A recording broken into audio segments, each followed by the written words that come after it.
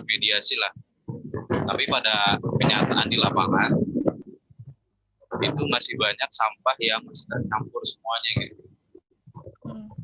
Nah, kita pengennya yang ini khusus plastik, yang ini khusus besi, yang berat.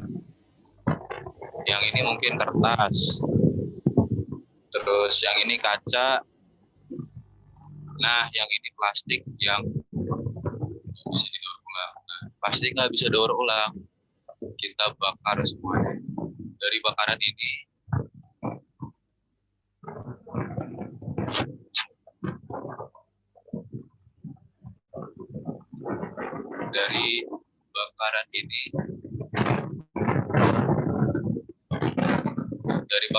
kan kita pengen filterkan biar nggak ada emisinya. Kira-kira bisa sampai nol lah.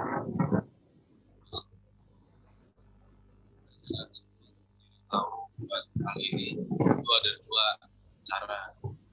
Pertama itu pakai katalis.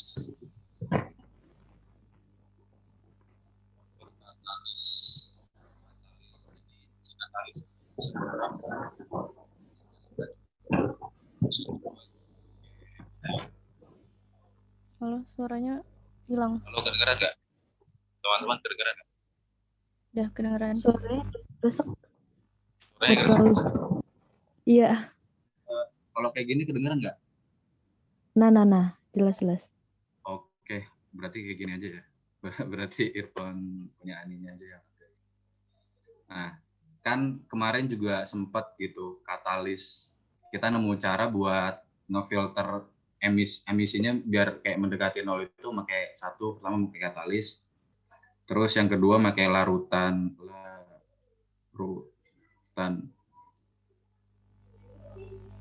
amina kalau nggak salah. Ya, larutan amina. Nah, ini sebenarnya juga udah pernah disosialisasikan sama anak UGM gitu tentang ini. Tapi kita ngambil idenya itu mereka buat knalpot.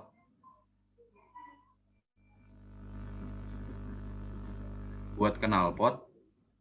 Nah, apa ya nama istilahnya?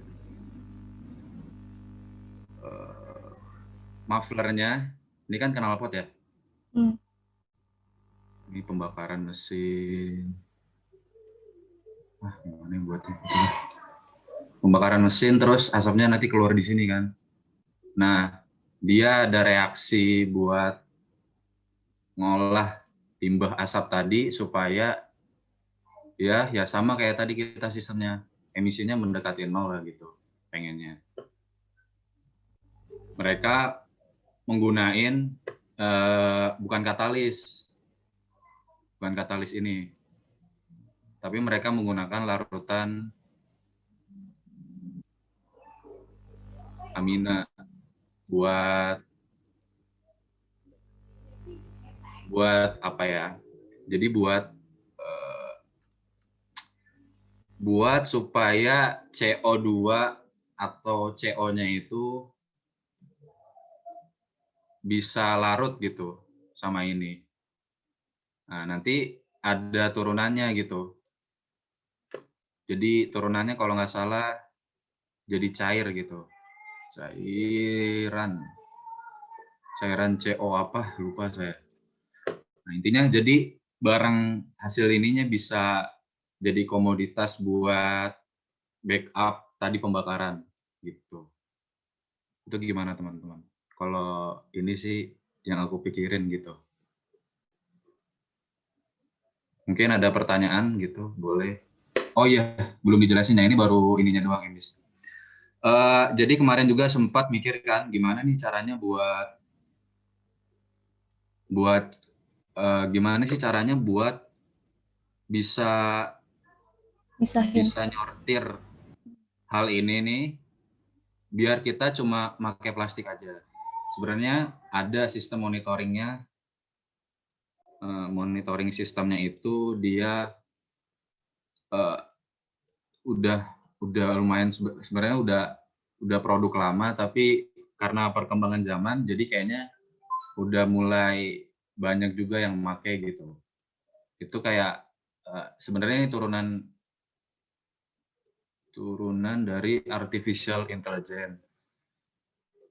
Terus di dalamnya itu ada namanya machine learning. Jadi mesinnya itu dia yang belajar buat ngolah data ini biar nggak kecampur antara apa ini tadi, besi, kertas, kaca, sama plastik biar nggak campur gitu. Nah, nanti mesinnya ngadain kayak screening dulu, screening produknya dengan cara bisa dengan video atau pakai foto aja. Nah, terus datanya nanti dilempar ke mesin buat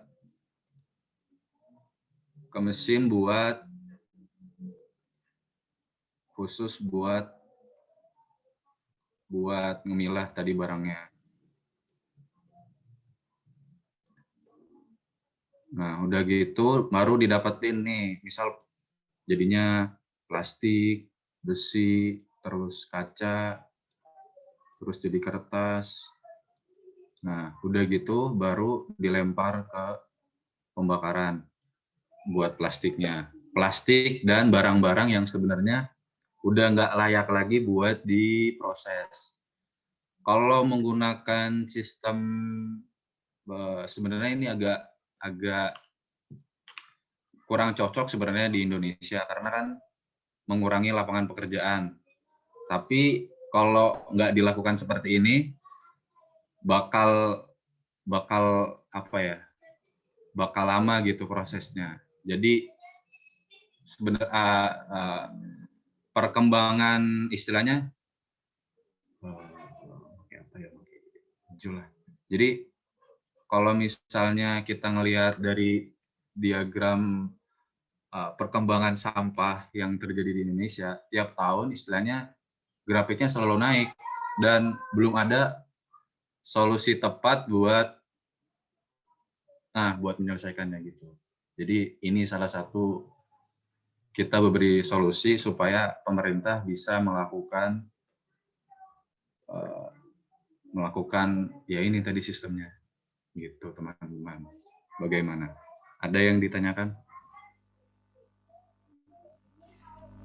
Nah, dari machine learning itu kan dari pemisah itu apa dia dari kan udah tahu nih, udah dideteksi misalkan mana sampah plastik, mana sampah besi, kertas dan sebagainya gitu kan. Nah, apakah itu bisa menggerakkan dari mesin itu menggerakkan ke tempat pembakarannya kah atau dia hanya sebagai pemisah aja? Berarti kan kita butuh mesin tambahan untuk menggerakkan itu kan? Maksudnya Iya. menggerakkan si itu. Itu sebenarnya kayak konsep buat mindahin makanan ke ini apa ya kayak jadi kalau dari sininya itu dia buat dari sini supaya dia bisa ke sini biasanya itu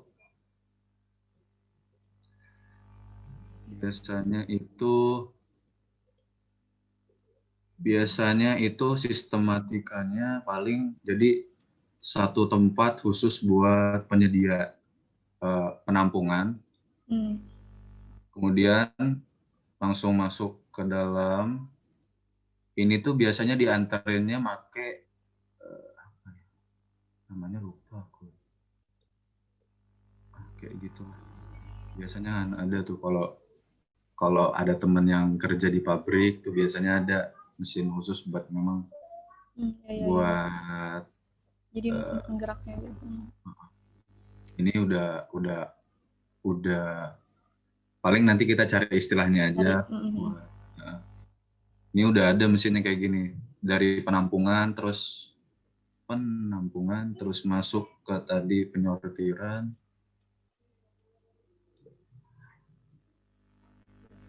Kalau misalnya dia layak, dia daur ulang normal. Kalau nggak layak, Dia langsung pembakaran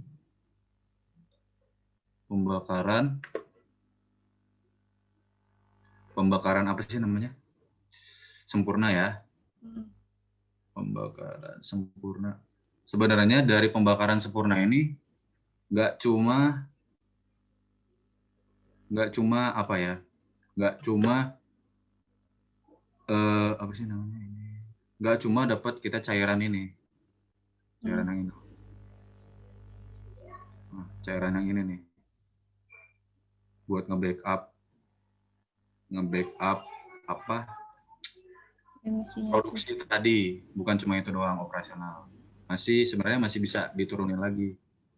Jadi di pembakaran sempurna ini kan itu kan terjadi namanya panas gitu ya. Kalau panasnya kita bisa tampung di boiler,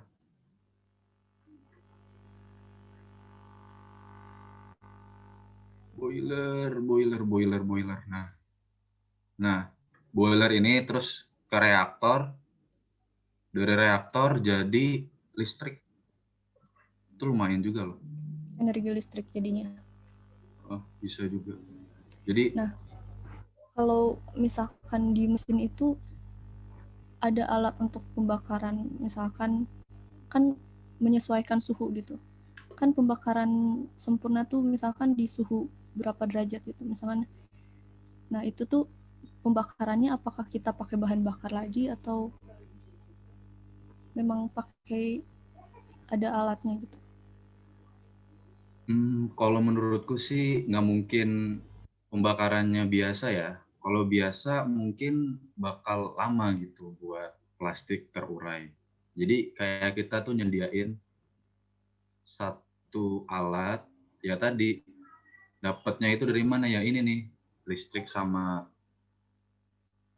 cairan tadi tuh, cairan reduksi dari hasil dari ini loh, emisi tadi kita berubah jadi cairan. Nah itu kan lumayan buat komoditas, buat operasional.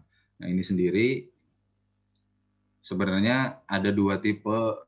Kalau misalnya kita dari komposnya ini dari kompos, kita jadiin kompos kan kayak ngasilin gas metana gitu juga ya. Ini bisa juga buat pembakaran, tapi otomatis kalau buat ini istilahnya cost produksi juga naik gitu. Nggak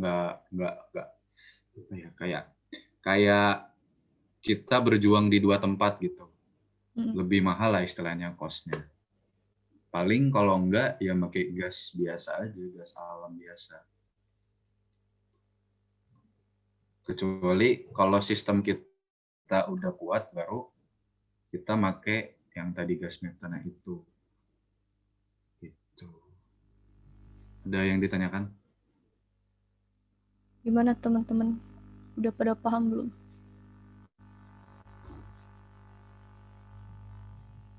Sebenarnya ini kayak simbiosis gitu loh antar produk. Jadi ini ngasilin ini terus ini. Gitu. Jadi kayak siklus aja gitu ya. Jadi yang dihasilkan itu masih bisa dipakai lagi untuk pengolahan itu gitu. Sedikit paham lah, soalnya apa ya, yang kayak gini juga kan tadi kan sempat ditinggal bentar, terus pas sampai sini lagi kayak ada singkatan gitu, ya agak kurang paham juga, tapi ya mungkin masalah kurang lebihnya paham lah ke alurnya gitu. Ya, yang penting paham dulu itu aja alurnya. Berarti kalau kayak gini mah kita jatuhnya bikin animasi ya, apa gimana? Iya, kita bikin animasi juga.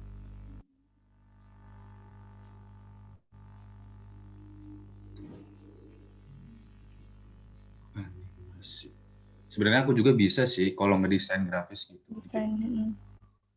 Paling tak bantuin juga lah kalau misalnya mau buat animasi.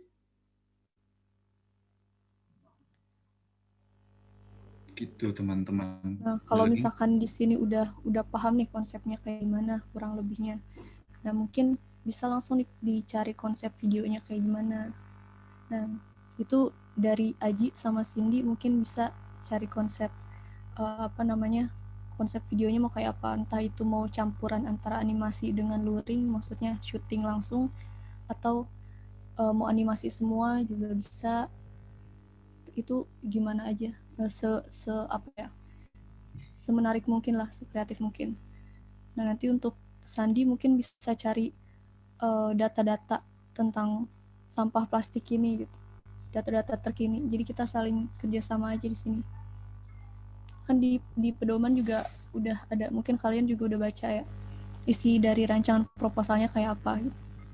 Nah, itu kan dari ada pendahuluan, skenario gagasan gitu. Dari skenario gagasan aja itu ada ide, ada sinopsis panjang, ada cerita pendeknya juga, dan ada naskah skenario gitu. Nah, kalau udah tahu nih idenya kayak gini nih, udah paham, terus kita mulai ngegarap konsep videonya mau kayak apa. Jadi kan bisa berjalan lancar gitu untuk merancang proposalnya kayak gitu. Gimana?